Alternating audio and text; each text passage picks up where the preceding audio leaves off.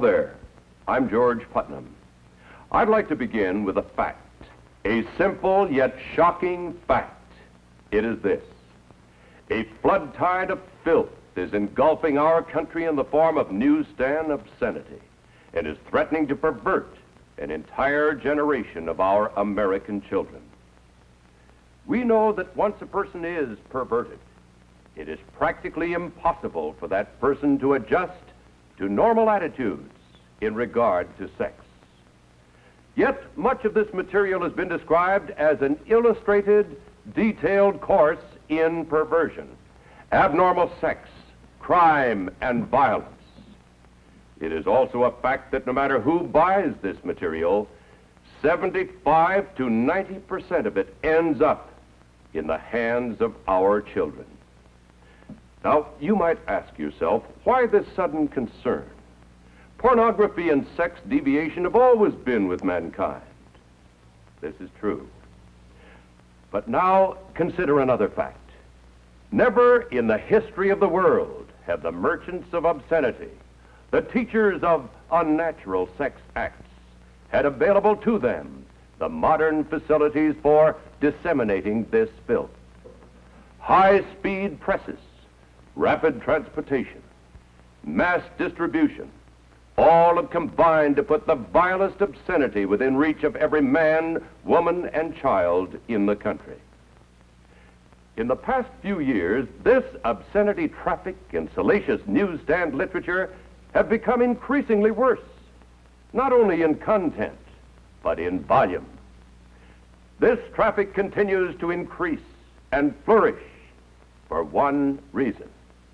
It is big business, profitable business for the mercenary persons who produce it, and for its more than 800 distributors. The United States Supreme Court has described it as dirt for dirt's sake. We describe it as dirt for money's sake. Obscene literature is a $2 billion a year business. That's $2 billion. Through this material, today's youth can be stimulated to sexual activity for which he has no legitimate outlet. He is even enticed to enter the world of homosexuals, lesbians, sadists, masochists, and other sex deviants.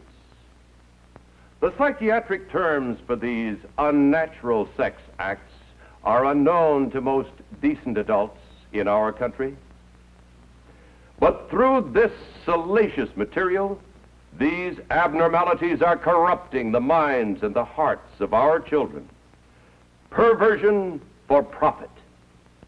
Here is the most vicious, the most insidious feature of these publications. They constantly portray abnormal sexual behavior as being normal. They glorify unnatural sex acts.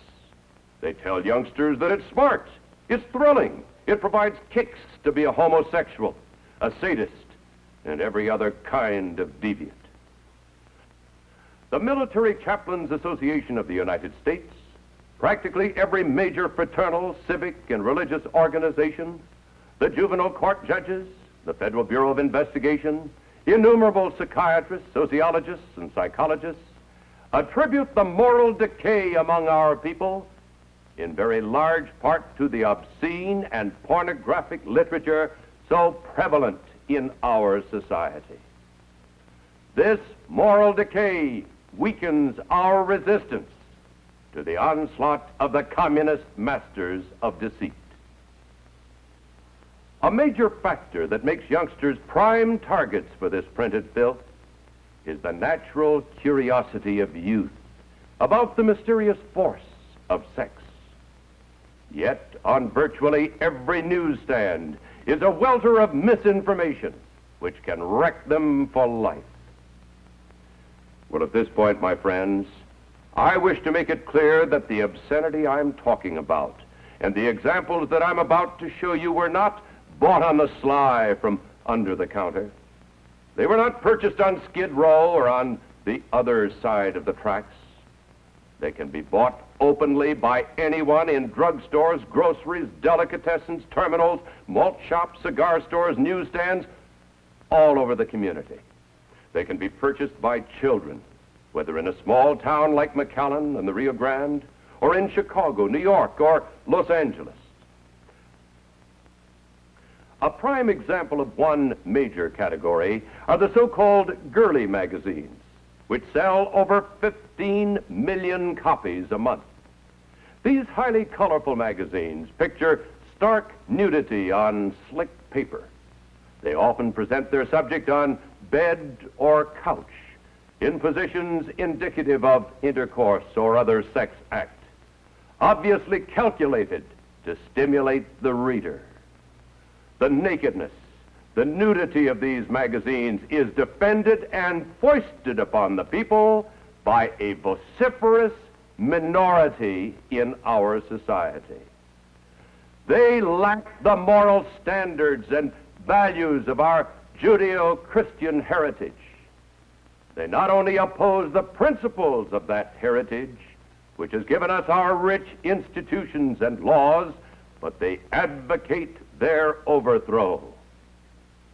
For the sake of decency in this film, we have partially covered the pictures and disguised the identity of the models.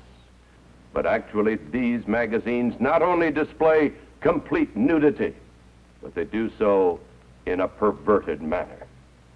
Such as this appeal to the sodomist. Such as these shots, which are typical of the preoccupation with the female breast, to a point that it has become a fetish.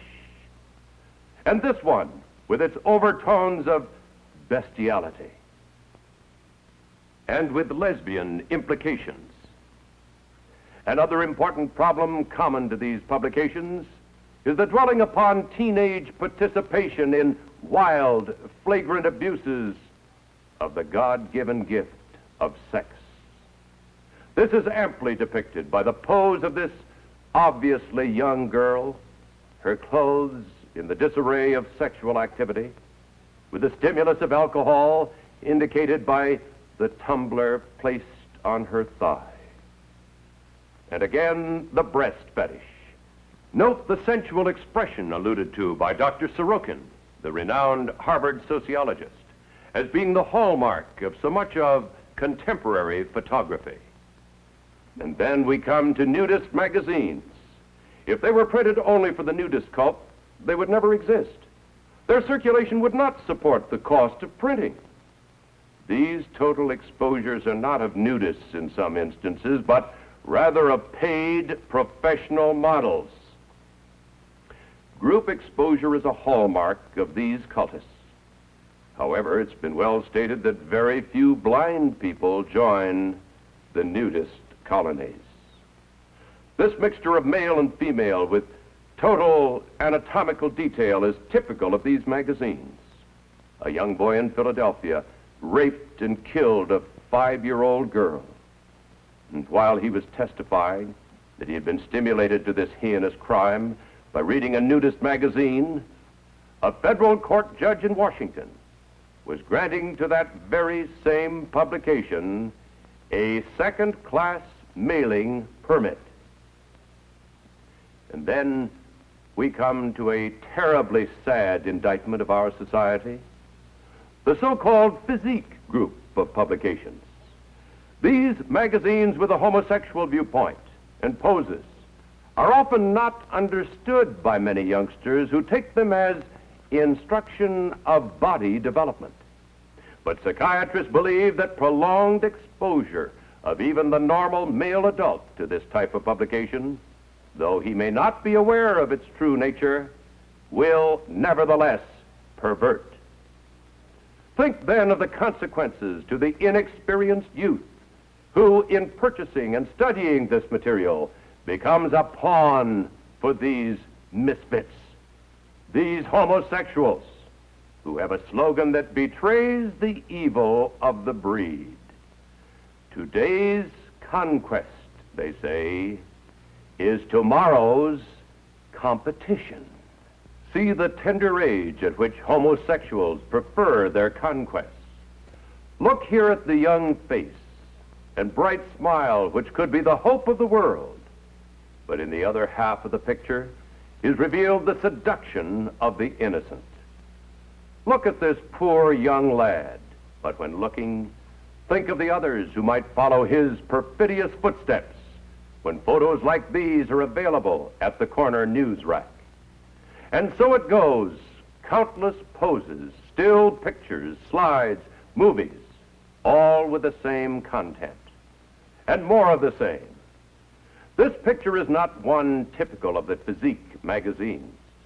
It approaches another class of magazines dealing with transvestites, wherein the wearing of female garments is that which provides sex gratification for the participant. This picture, of course, merely confesses on the cover of the magazine the charges we have made.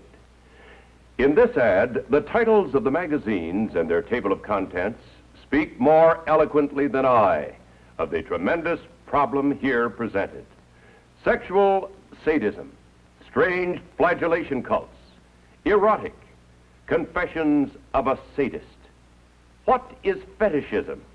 The pleasure of pain, the worship of the whip, sexual problems of a masochist, how to buy a whipping, famous transvestites, are cross-dressers afraid of sex? These titles lead us to an even more bizarre but nevertheless common product of our news racks. The composite picture here speaks for itself. This type of aberration is usually depicted by showing several persons, one of whom is dominant, and binding or inflicting pain upon the other. And thus the grotesque costuming and the significance of the extreme spiked heel and the tight boot, the riding crop, the burning cigarette, rubber and leather garments, and all the rest. And here again, an appeal to the sodomist with a play upon the buttocks, the laced leather garment. This picture hints at the common idea of bestiality. Dr. Sorokin, the renowned sociologist at Harvard, says that today the newsstands, quote, depict the world as a sort of human zoo inhabited by raped, mutilated, and murdered females, and by he-males outmatching in bestiality cavemen and outlusting the lustiest of animals. Male and female alike are hardened in cynical contempt of human life and values, unquote.